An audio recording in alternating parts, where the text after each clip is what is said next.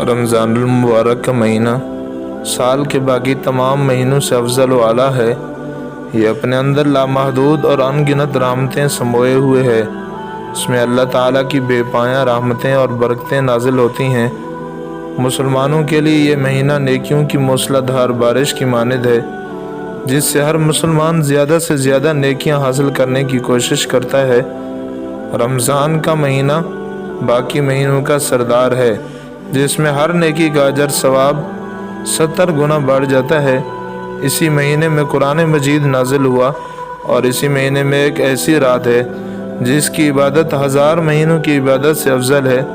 لہذا ہر عقل مند کے لیے ضروری ہے کہ وہ رمضان میں اپنے اوقات کی تقسیم کرے اور بڑے پیمانے پر قرآن کی تلاوت و تفہیم، ترجمہ اور کچھ حصہ حفظ کرنے کا اہتمام کرے۔